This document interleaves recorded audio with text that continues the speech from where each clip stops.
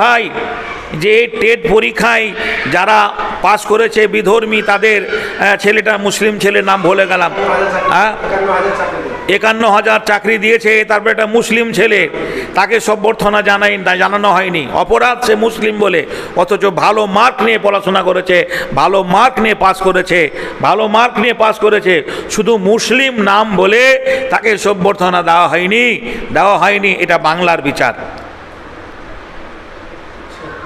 এরই জন্য তো কেয়ামত, এরই জন্য তো একটা মাঠ আছে। এই মাঠটা ব্রিগেডের মাঠ নয়, শহীদ মিনারের মাঠ নয়, এটা ওই যন্ত্রমন্ত্র, দিল্লির যন্ত্রমন্ত্র মাঠ নয়, ওই মাঠটার নাম কেয়ামতের মাঠ।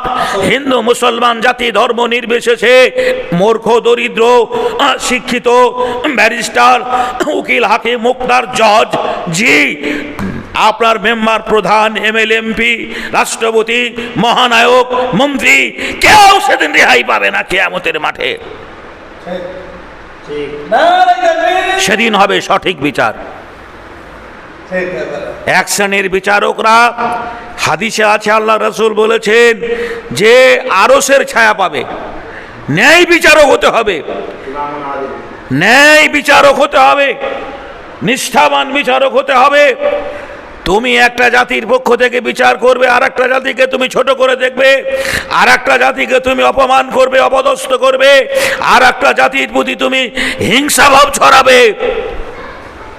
এর জন্য তো একটা মাঠ রয়েছে। সে মাঠটা আমি আগেই বলেছি, ব্রিগেডের মাঠ নয়, শহীদ মিনারের মাঠ নয়, যন্ত্রমন্ত্রের মাঠ নয়। ওই মাঠটার নাম আল্লাহ রাসূল বলেছেন সেটা কিয়ামতের মাঠ। পৃথিবীতে একটা জাতি বিশ্বাস করে যারা আল্লাহ রাসূলের প্রতি ঈমান এনেছে, তারা মুসলিম, তারা মুসলিম।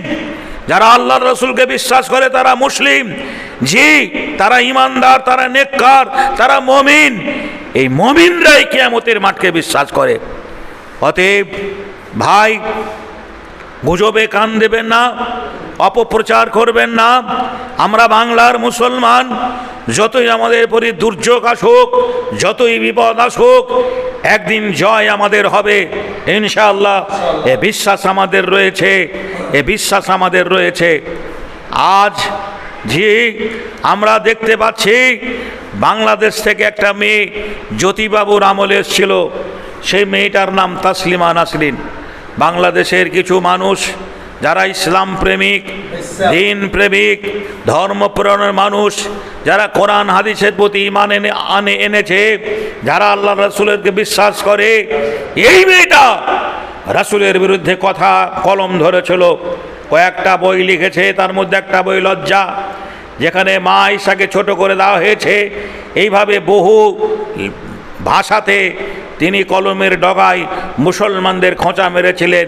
বাংলাদেশের মুসলমানরা তাকে তাড়িয়ে দিয়েছিল দূর দূর করে। জ্যোতিবাবুর আমলে যেখানে সে জায়গা পেয়েছিল। তারপরে বিগত 24 বছর ধরে নিখোঁজ ছিল। আজ এই সরকারের পরিবর্তন হয়েছে।